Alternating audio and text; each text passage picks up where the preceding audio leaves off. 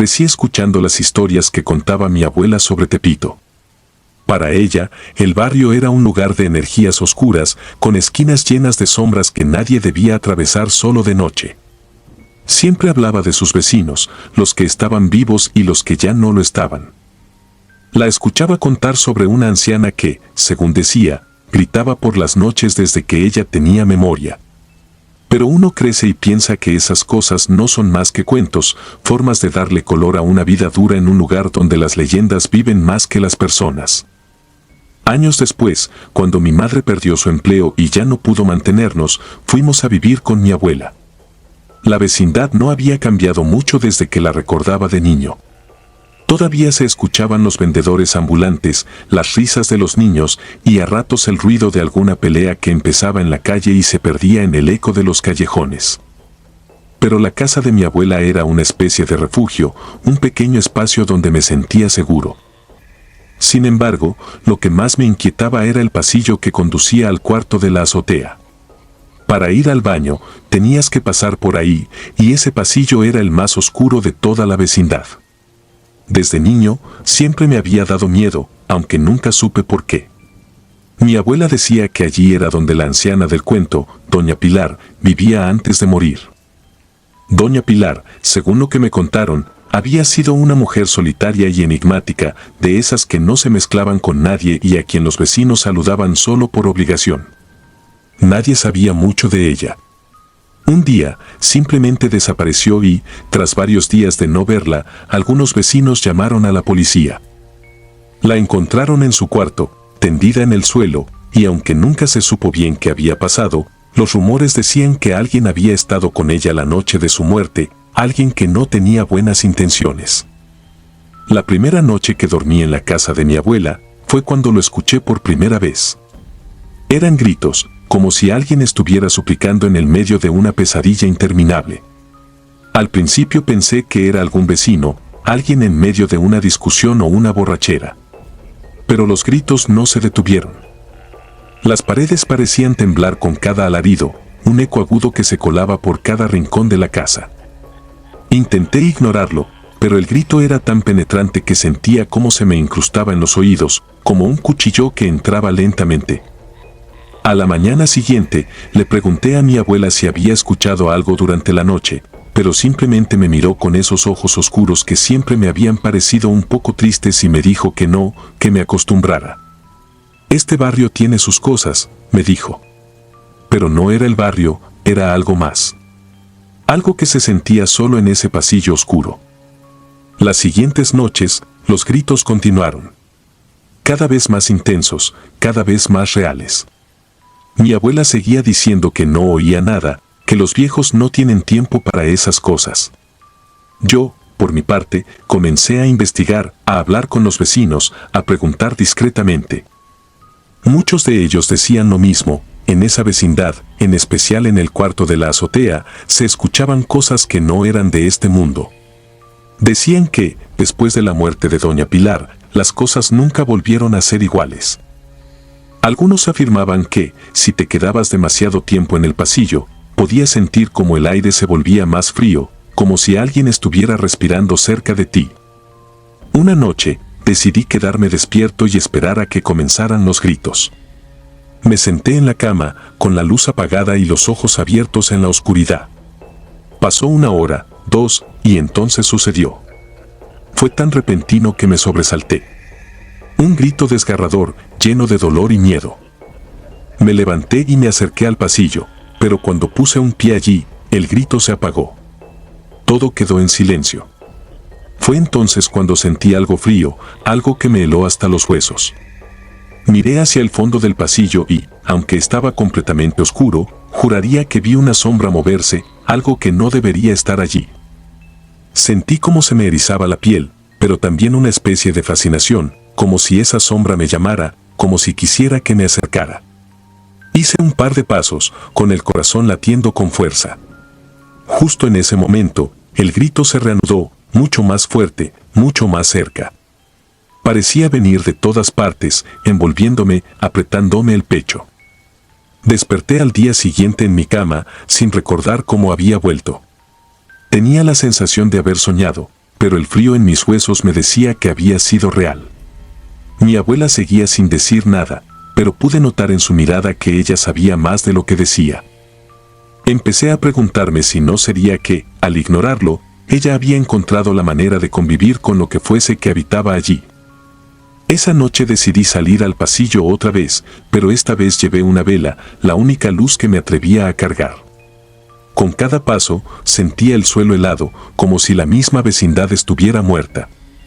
Al llegar al fondo del pasillo, encendí la vela y la coloqué en el suelo. Los gritos se habían apagado, pero un susurro llenaba el aire. Era débil, como el roce de una tela, como alguien arrastrando algo pesado. Me agaché y miré alrededor, tratando de ver qué era. La vela proyectaba sombras en las paredes, y por un instante me pareció ver un rostro. No sé si fue mi imaginación, pero lo que vi no era humano, o al menos no completamente. Algo en esos ojos, en esa forma, me hizo retroceder, pero mi cuerpo no respondía. Era como si algo me mantuviera allí, como si una fuerza invisible me estuviera reteniendo.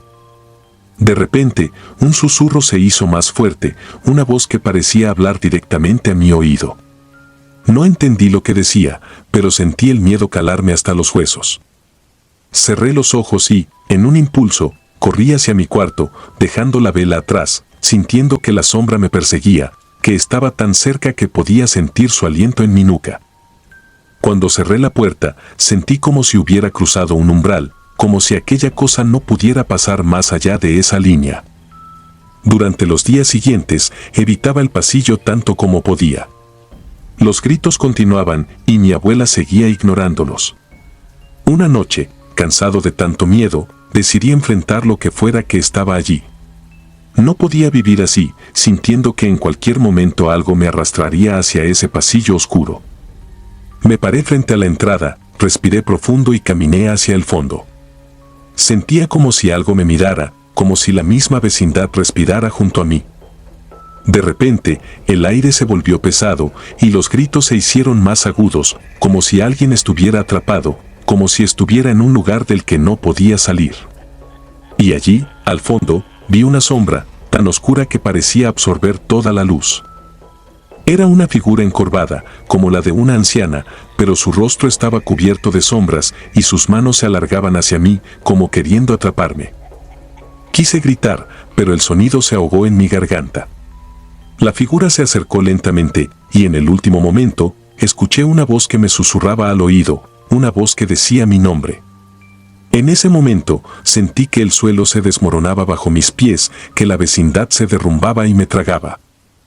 Cerré los ojos, esperando lo peor, pero cuando los abrí, estaba otra vez en mi cuarto, con la puerta cerrada y el silencio total a mi alrededor. A la mañana siguiente, le conté a mi abuela lo que había visto, esperando que me dijera algo, cualquier cosa. Pero ella solo me miró con esos ojos cansados y me dijo que todos llevamos sombras dentro, sombras que a veces toman forma y nos persiguen. Nunca volví a entrar a ese pasillo. A los pocos días, mi madre encontró un trabajo y nos mudamos. A veces, por las noches, cuando estoy solo en mi cuarto, cierro los ojos y aún puedo escuchar ese grito, aún puedo sentir esa sombra persiguiéndome. Pero me digo a mí mismo que fue solo una pesadilla, una que dejé atrás en las oscuras entrañas de Tepito.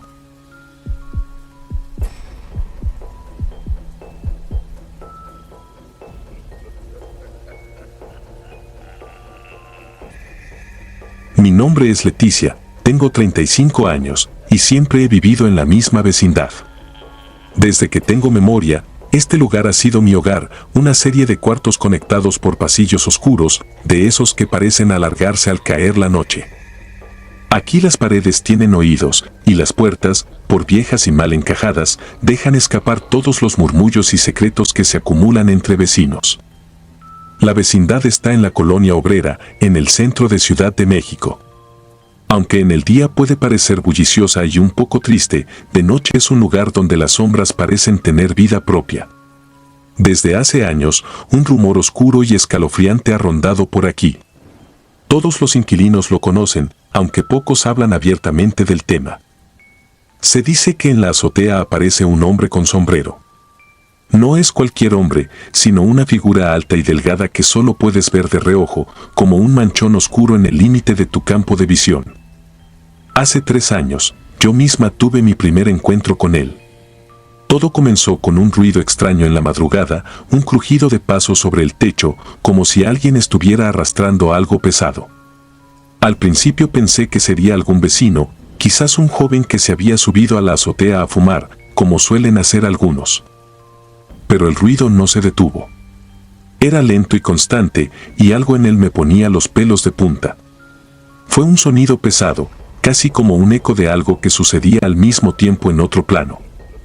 Mis vecinos, sobre todo doña Mari, la vecina más antigua, habían hablado de este hombre. Decía que su aparición era una mala señal. Según ella, el que mirara directamente al hombre del sombrero moriría en el plazo de una semana. Siempre pensé que eran historias de gente ociosa, chismes para pasar el tiempo. Pero aquella noche empecé a cuestionarme todo. La curiosidad fue más fuerte que el miedo, y después de un rato me decidí a subir. No quería abrir la puerta, pero había algo en mí que necesitaba ver si aquello era real. A medida que subía las escaleras, sentía que el aire se volvía más pesado, como si de repente me rodeara un manto invisible de algo maligno.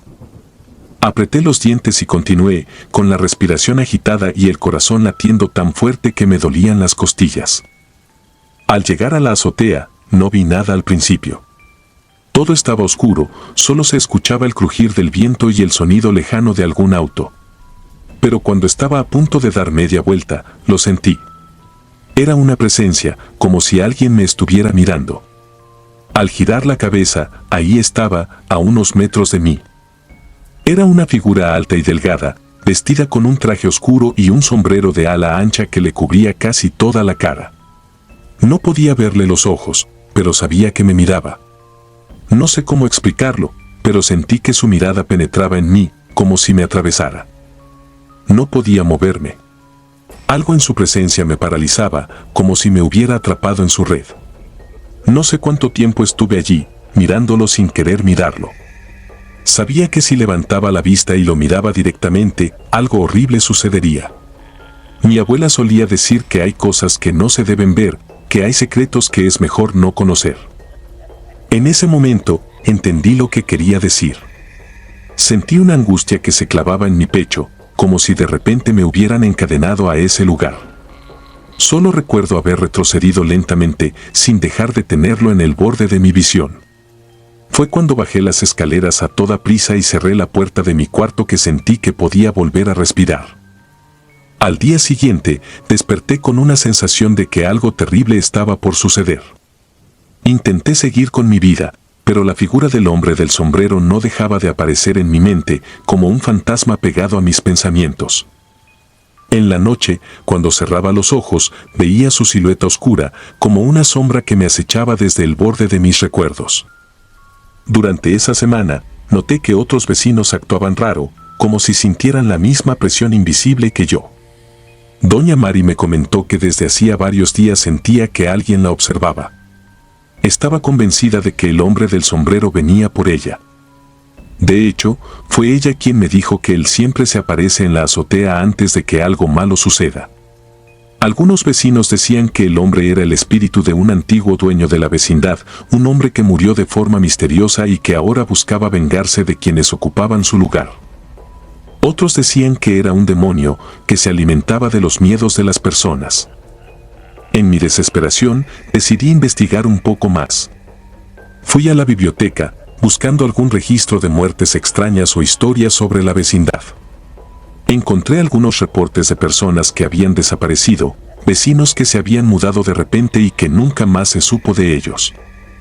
Pero nada concreto, solo pistas sueltas que no llevaban a ninguna parte.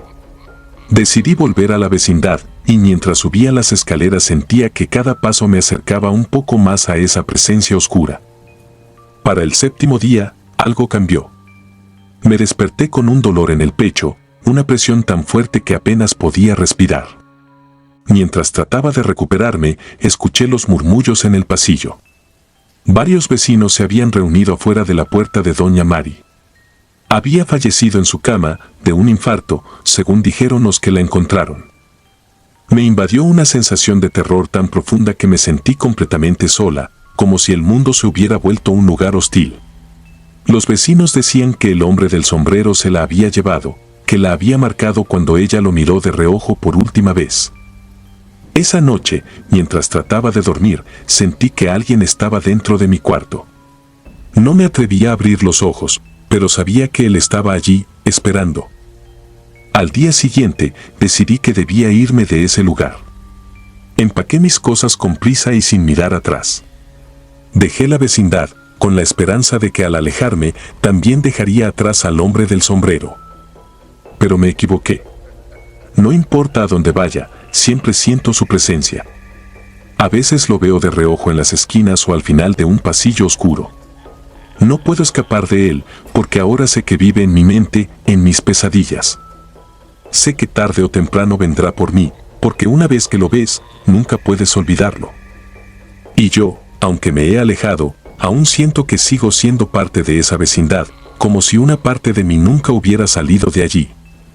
El hombre del sombrero sigue apareciendo en mis sueños, y aunque trato de no mirar, sé que en algún momento me alcanzará.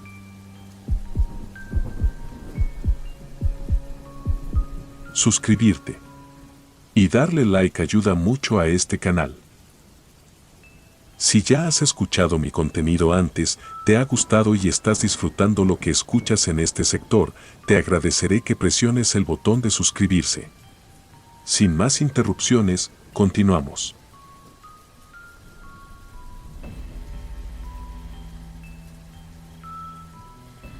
Era el año 2001 y vivía en una vecindad antigua del centro de la Ciudad de México, una de esas que parecen ser testigos de todas las épocas y desgracias. La construcción tenía más de 80 años y se alzaba, cansada, entre callejones angostos y pavimento descuidado. El techo estaba cubierto de grietas y los pasillos estrechos siempre olían a humedad. Decían que la vecindad tenía una historia, un pasado oscuro del que todos parecían saber algo, pero pocos se atrevían a hablar. A mis 28 años, había vivido ahí toda mi vida. Los vecinos decían que los que nacían en esa vecindad nunca la dejaban, como si algo los atara a ese lugar.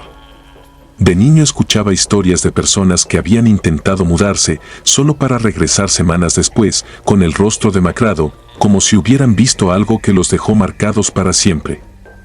Mi madre, una mujer pragmática, siempre decía que las leyendas eran solo historias para asustar a los niños y mantenerlos a raya. Pero con el paso de los años, fui aprendiendo que algunas de esas historias tenían un fondo de verdad. Recuerdo que era una tarde de octubre cuando escuché por primera vez de la niña de las escaleras. Al principio, pensé que era solo un rumor que circulaba para darle emoción a la monotonía de nuestras vidas. Pero aquella noche cambió mi percepción de lo que era real y lo que no. Esa noche estaba subiendo las escaleras de la vecindad para llegar a mi departamento. Había algo extraño en el ambiente, sentía un frío que me helaba los huesos, a pesar de que el clima no era particularmente frío.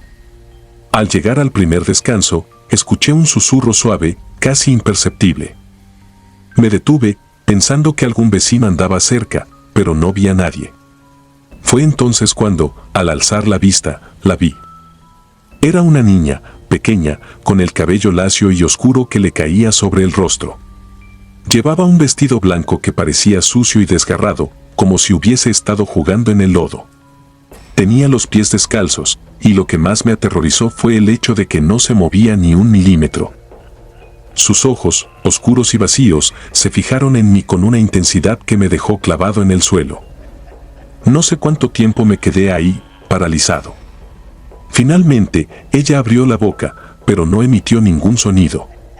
Movió los labios de una forma extraña, como si intentara decir algo. Mi corazón latía tan fuerte que pensé que iba a reventar. Sin embargo, no pude dejar de mirarla, como si una fuerza invisible me mantuviera atrapado en su mirada. De repente, se desvaneció. No se fue caminando, ni corriendo. Simplemente, desapareció. Bajé la vista y mis piernas empezaron a temblar. No sabía si lo que había visto era real o producto de mi imaginación. Pero desde esa noche, mi vida cambió para siempre. Durante las noches siguientes, los sueños comenzaron. Soñaba con la misma niña que aparecía frente a mí en las escaleras, como aquella primera vez. Solo que en el sueño, ella me hablaba. Me pedía que la llevara a casa. Su voz era suave, casi un susurro, y aunque me despertaba con el corazón acelerado, cada noche se repetía el mismo sueño. En los días siguientes, comencé a investigar entre los vecinos, tratando de averiguar más sobre aquella niña. Algunos me dijeron que nunca habían visto nada extraño, mientras que otros me contaron versiones de la misma historia, que la niña había muerto en el edificio hacía muchos años. En un accidente que la dejó atrapada en el edificio para siempre. Se decía que su alma no podía descansar y que aparecía de vez en cuando, buscando a alguien que la ayudara a irse de allí. A medida que pasaban las semanas, mi salud comenzó a deteriorarse. No podía dormir bien y durante el día me sentía agotado. Empecé a notar que en mi departamento, las luces parpadeaban y los electrodomésticos se encendían solos. A veces, al mirarme en el espejo, me parecía ver su reflejo justo detrás de mí, mirándome con esos ojos oscuros. Una noche, decidí confrontarla. Estaba harto del terror, harto de las noches sin dormir y de la sensación de que mi vida ya no era mía. Bajé las escaleras en la madrugada, decidido a enfrentarme a ella. Al llegar al primer descanso, ahí estaba de nuevo, esperándome. Esta vez, su rostro estaba cubierto de lágrimas y su boca parecía formar la misma súplica. «Por favor, llévame a casa», susurró, aunque no se movieron sus labios. Sentí un escalofrío recorrerme el cuerpo y, contra mi voluntad, extendí una mano hacia ella. Sentí un frío insoportable, como si toda la vida se escapara de mi cuerpo, y en ese momento supe que ya no había vuelta atrás. Desde entonces, no soy el mismo. Cada noche sueño con la niña, pero ahora no solo me pide que la lleve a casa. Me susurra secretos, me habla de cosas que pasaron en la vecindad, de personas que nadie recuerda y de cosas que nadie debería saber. Ahora entiendo que la vecindad está marcada, que hay más sombras de las que parece y que yo mismo me estoy convirtiendo en parte de ese oscuro laberinto.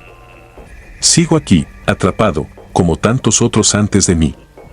Porque la vecindad nunca te deja ir, no del todo.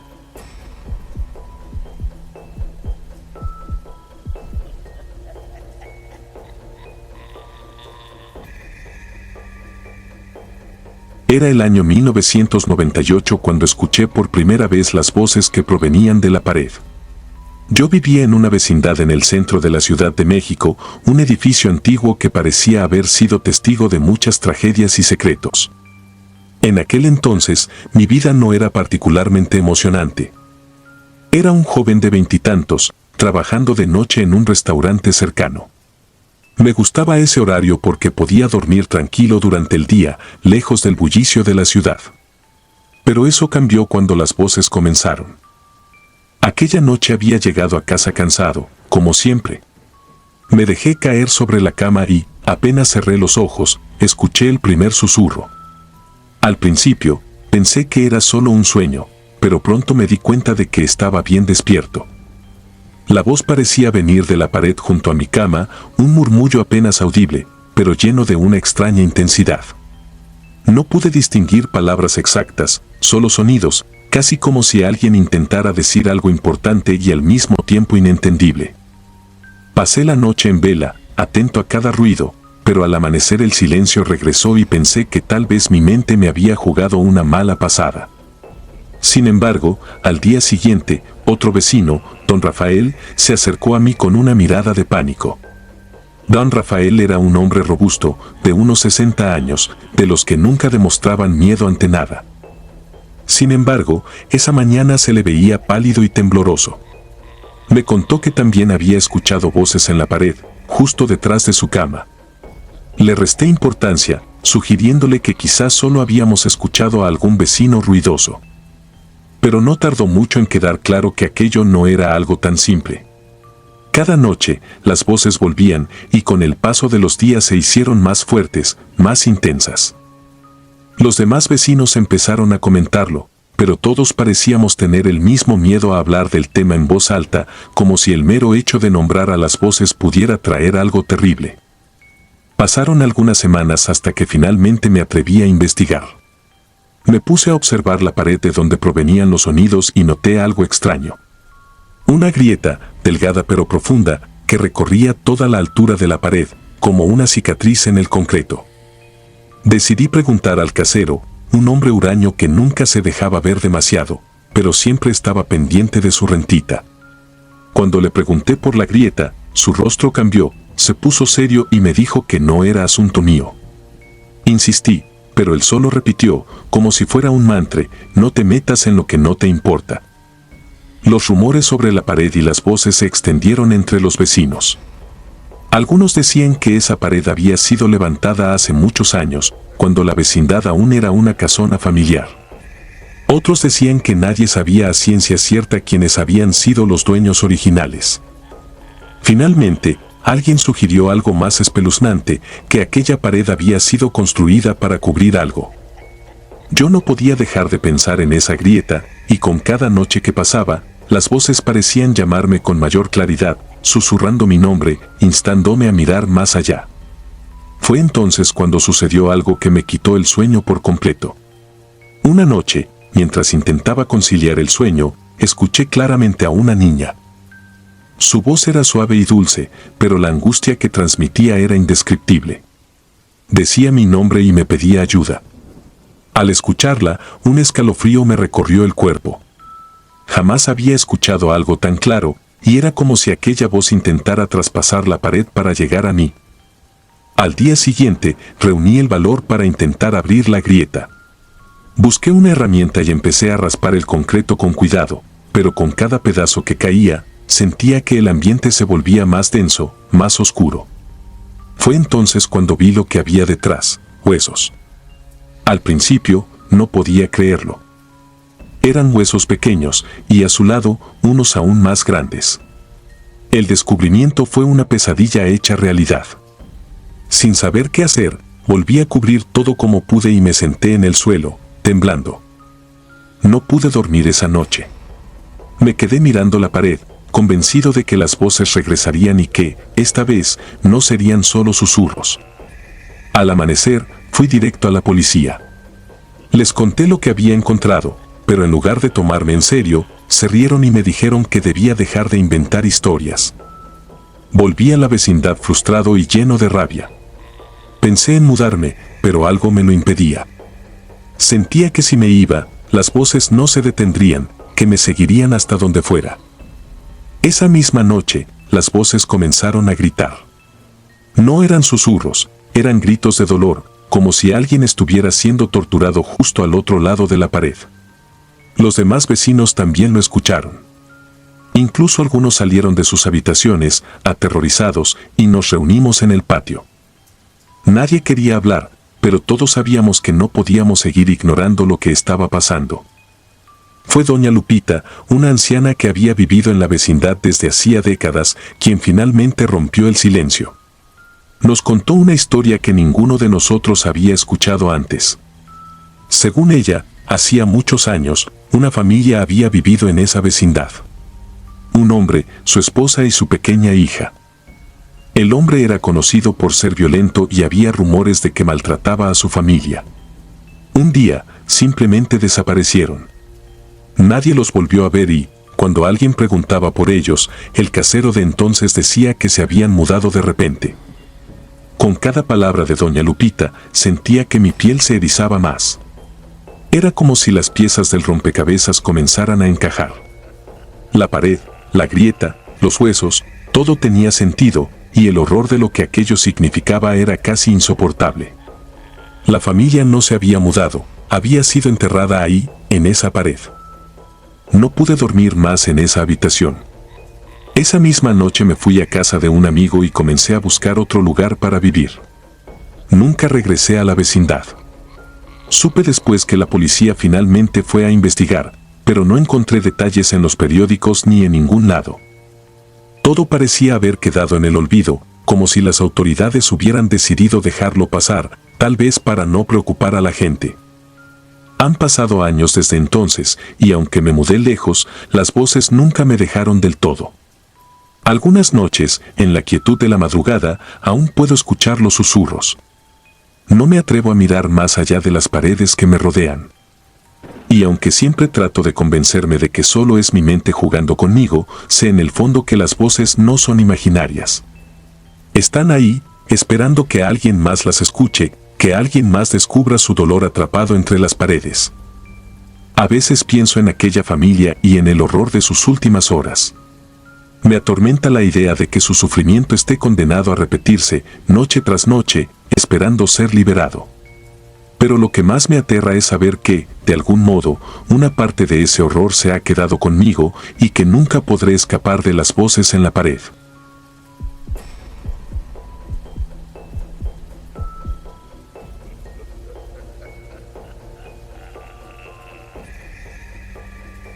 Me llamo Ernesto y durante casi 4 años viví en una vecindad vieja, de esas que ya parecen pegarse al centro de la ciudad como una costra.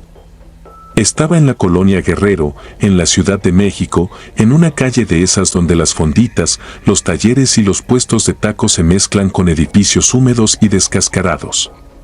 Yo llegué ahí en 2011, cuando apenas empezaba a trabajar en un call center y no me alcanzaba para otra cosa. La vecindad era típica, un portón pesado que se atoraba, un pasillo largo que olía a ropa mojada y a comida, cuartos uno frente a otro, lavaderos al fondo y un tinaco viejo goteando sobre un patio siempre medio encharcado. Se escuchaban radios a todo volumen, niños corriendo, parejas peleando. Con el tiempo, uno se acostumbraba a todo eso. Lo que nunca pude acostumbrarme fue a lo que pasó en el cuarto del fondo. Ese cuarto siempre había tenido fama de pesado. Cuando yo llegué, la gente decía que ahí había vivido una partera muy viejita que ayudó a nacer a medio barrio y que murió sola, sentada en una mecedora. Todos lo contaban como chisme de pasillo, algo que se decía mientras se tallaba la ropa en el lavadero. Nadie hablaba de cosas paranormales, solo de que ahí se sentía raro. El cuarto estuvo cerrado varios meses hasta que llegó una pareja joven con un bebé. Eran de Iztapalapa, muy humildes, siempre con prisas. El bebé, Mateo, era el consentido de todos. Lo sacaban al patio en su carriola y las vecinas se peleaban por cargarlo. Yo también lo alcé varias veces, todavía recuerdo el calorcito de su cuerpo y el olor a talco barato. Sus risitas se mezclaban con el ruido del resto de la vecindad y, por un tiempo, ese lugar que olía a humedad se sintió un poco más vivo. Todo cambió de golpe. Una noche que regresé del trabajo, ya casi a medianoche, vi a varios vecinos reunidos alrededor del cuarto del fondo. Había llanto, murmullos, una ambulancia afuera. Mateo había enfermado de repente, una fiebre que no se dio, y cuando lo llevaron al hospital ya no pudieron hacer nada. El velorio se hizo ahí mismo, en el patio. Sillas de plástico, café de olla, pan duro, coronas de flores apoyadas contra las paredes descarapeladas. El ataúd del niño era tan pequeño que se veía casi fuera de lugar en ese patio viejo lleno de macetas rotas. Los papás de Mateo se fueron a la semana siguiente. No soportaron quedarse. Empacaron a medias, se llevaron ropa, una televisión, algunas cobijas y dejaron otras cosas. Lo que más llamó la atención fue que dejaron la cuna. Dijeron que no podían llevársela, que no querían verla nunca más. El dueño de la vecindad cerró el cuarto con un candado oxidado y dijo que después vería qué hacía con todo. Al principio, todo fue silencio. De hecho, la vecindad parecía más apagada. Ya no se escuchaban las risas de Mateo, solo el eco del agua en los lavaderos y el radio viejo de una vecina. Una noche, unas 2 semanas después del velorio, estaba en mi cuarto viendo la tele con el volumen bajito cuando escuché algo que se coló por encima de todo, un llanto bajito, lejano, como de bebé recién despertando. Pensé que era la tele del vecino, pero cuando la apagué, el sonido siguió unos segundos más y luego se cortó. No le di importancia. En una vecindad siempre hay ruido. Pero al día siguiente, ya de madrugada, cerca de las 3, me despertó otra vez el mismo llanto. Esta vez era más claro. Era un quejido cortado, como si el niño estuviera cansado de llorar. Me quedé inmóvil en la cama, escuchando. El sonido venía del fondo del pasillo, justo donde estaba el cuarto de Mateo. Quise pensar que era un gato, un niño de otro lado, cualquier cosa. En la mañana, mientras me lavaba los dientes en el lavadero, escuché a 2 vecinas hablando bajito. Decían que también habían oído a un bebé llorar en la noche, que parecía salir del cuarto cerrado. Una de ellas juraba que había visto, por la rendija de la ventana, algo moverse adentro. Otra vecina dijo que seguro eran ratas, que ya estábamos sugestionados por lo del niño. Todos reímos nerviosos, como si eso bastara para cerrar el tema. Pero no se cerró. Con los días, el llanto se volvió parte de la rutina nocturna. A veces era un sollozo leve que duraba unos segundos. Otras, un llanto desesperado que hacía eco en el pasillo. Una madrugada varios vecinos salimos casi al mismo tiempo, cada uno con su cobija encima, buscando de dónde venía. El dueño apareció con unas llaves viejas y, después de forcejear con el candado, abrió la puerta del cuarto del fondo. Yo estaba detrás de todos, asomándome por encima de hombros y cabezas. El foco del cuarto tardó en encender, parpadeó varias veces antes de iluminar el interior. No había nadie. Solo polvo, bolsas negras apiladas y, en medio, la cuna de Mateo. No se estaba moviendo, pero el colchoncito estaba hundido, como si alguien se hubiera levantado hacía apenas unos segundos. El llanto paró en seco en cuanto la puerta se abrió. Nadie dijo nada. Solo nos quedamos viendo esa cuna, respirando el olor a humedad y a talco viejo que impregnaba el aire. Después de esa noche, comenzaron a pasar cosas todavía más difíciles de explicar.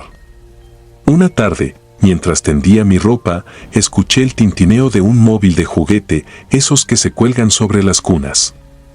La melodía era lenta, desafinada, pero claramente reconocible. El sonido venía del cuarto del fondo, que se suponía seguía cerrado. Cuando me acerqué, la melodía se detuvo de golpe. Por la ventana apenas pude ver la silueta de la cuna. Me alejé con la piel erizada. No fui el único. Una vecina contó que, mientras lavaba los trastes, sintió un aire helado a su espalda y escuchó un balbuceo muy bajito, como si un bebé intentara imitar palabras. Volteó de inmediato y no había nadie. Otra, la señora de la tienda, dijo que una mañana, al barrer el pasillo, encontró pequeñas huellitas marcadas en el polvo frente al cuarto vacío, como si unos pies diminutos descalzos hubieran caminado ahí durante la noche. Lo peor empezó cuando mi hermana se vino a vivir conmigo por unos meses. Traía a su hija de 1 año porque estaba pasando por un problema con su pareja y no tenía a dónde ir. Desde la primera noche, la niña empezó a comportarse raro. No lloraba, al contrario.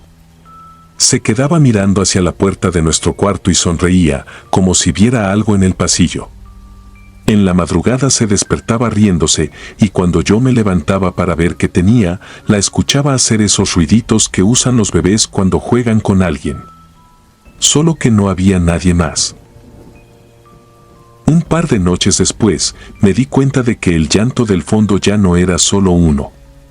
Había momentos en los que escuchaba claramente 2 sonidos distintos, el de mi sobrina, que se quejaba en la cuna junto a mi cama, y otro, más lejano, que se respondía desde el pasillo. Uno lloraba y el otro parecía contestar. La primera vez que los escuché al mismo tiempo sentí un hueco en el estómago. Era como si algo hubiera encontrado por fin con quien jugar. Una vecina mayor, doña Petra, fue la única que se atrevió a decir lo que muchos pensábamos. Contó que la partera que vivió en ese cuarto antes que Mateo había perdido a su único hijo recién nacido y que desde entonces se obsesionó con los bebés de la vecindad. Les llevaba dulces, los cargaba, los arrullaba. Muerta ya, decía doña Petra, seguro no aguantaba ver que otro niño se quedara solo.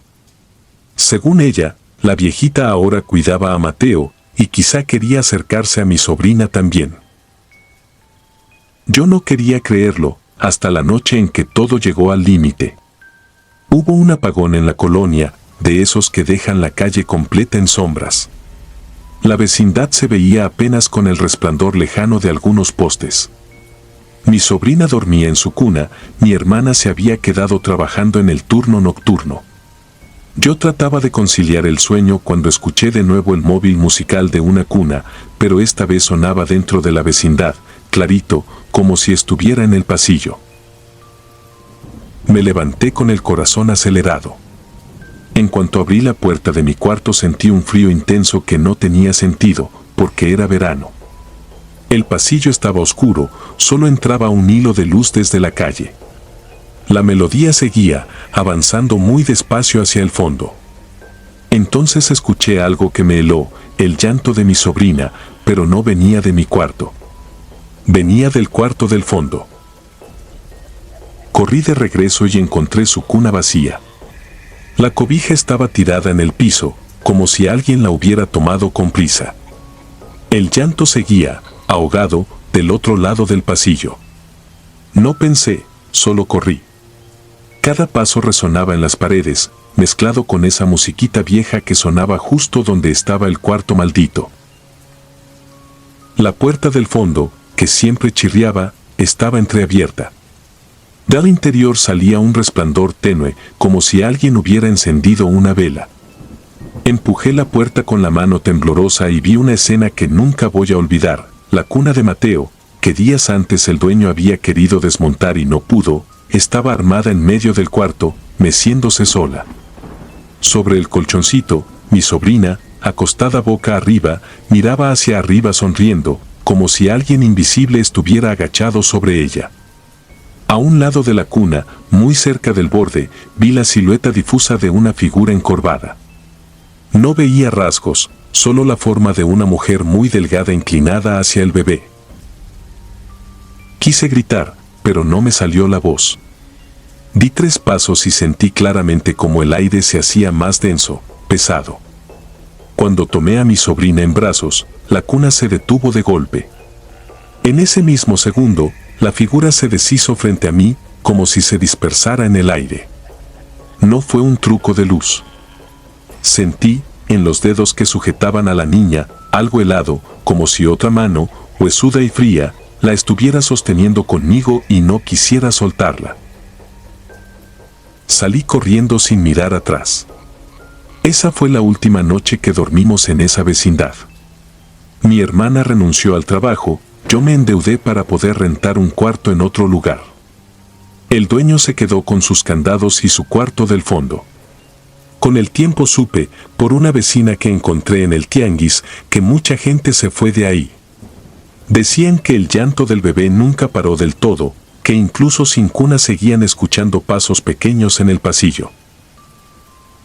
Lo más inquietante me pasó meses después, cuando ya vivíamos en otro lado. Una madrugada me despertó una melodía muy suave en el cuarto de mi sobrina. Era el mismo tono de móvil que había escuchado en la vecindad. Entré casi tirando la puerta y la encontré dormida, tranquila. Sobre su cama, a la altura de la almohada, había un pequeño objeto metálico que yo no había visto antes, una pieza oxidada, como un tornillo con una argollita, de esos que se usan para colgar móviles de cuna. Lo tomé con la mano y sentí el mismo frío de aquella noche. Lo tiré a la basura con un miedo que no sé explicar. Desde entonces no hemos vuelto a escuchar llantos ni melodías extrañas, pero cada vez que alguien me habla de vecindades viejas o de cuartos del fondo, recuerdo esa pieza metálica y me pregunto hasta dónde puede seguir a alguien una cuna que ya no existe. Y, sobre todo, si de verdad lo único que quería aquella presencia era que ningún bebé volviera a dormir solo. Si disfrutas de los relatos, te invitamos a apoyarnos con un like y un comentario, ya que eso nos ayuda muchísimo. Además, si aún no estás suscrito o suscrita, te animamos a formar parte de la comunidad del terror. Muchas gracias por escucharnos y por tu apoyo.